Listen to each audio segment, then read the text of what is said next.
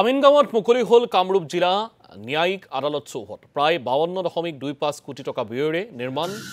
ন্যায়িক আদালত চৌহদ আনুষ্ঠানিকভাৱে মুকলি কৰে মুখ্যমন্ত্ৰী ডক্টৰ হিমন্ত বিশ্ব শৰ্মাই এই চৌহদত মুঠ 14খন ন্যায়িক আদালতৰ সুবিধা থাকিব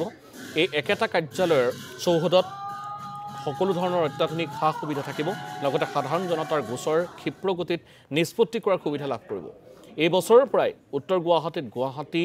উচ্চ ন্যায়ালয়ৰ কাম আৰম্ভৰ কথা উল্লেখ কৰিছে মুখ্যমন্ত্ৰীগৰাকীয়ে লগতে 8 ছেপ্টেম্বৰত কুৰুৱা নাৰেংগী সংযোগী দলঙৰ আধাৰশিলা স্থাপনৰ কথা উল্লেখ কৰিছে অনুষ্ঠানত উপস্থিত থাকে গুৱাহাটী উচ্চ ন্যায়ালয়ৰ মুখ্য ন্যায়াধীশ আশুতোষ কুমাৰ উপস্থিত থাকে আইন মন্ত্ৰী ৰঞ্জিত কুমাৰ দাসৰ লগতে কেইবাগৰাকীও ন্যায়াধীশ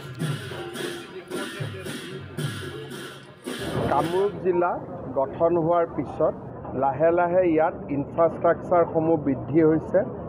জিলা উপায়ুক্তৰ কাৰ্যালয় হ'ল এছপিৰ কাৰ্যালয় NIC আৰু আজি আমাৰ কামৰূপৰ ন্যায়িক আদালতৰ সমূহ কাৰ্যালয় আজি আৰম্ভ হ'ল প্ৰায় 52 কোটি টকা ব্যয়েৰে সুন্দৰ এটা ভৱন নিৰ্মাণ হৈছে গুৱাহাটী উচ্চ ন্যায়ালয়ৰ মুখ্য ন্যায়াধীশ ডাঙৰীয়াৰ লগত আজি ফাংচনত মই উপস্থিত আছিলোঁ আৰু ইমান ধুনীয়া বিল্ডিং দেখি সঁচাই মন ভাল লাগিছে আদালতলৈ অহা ৰাইজে যথেষ্ট সুবিধা লাভ কৰিব পাৰিব মই সকলোকে অভিনন্দন জনাইছোঁ হাইকোৰ্টৰ কাম এই বছৰত আৰম্ভ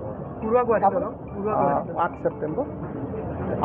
দেশৰ তুলনাত এতিয়া অসমৰ যি গোচৰৰ ক্ষেত্ৰত ৰিজাল্ট আমি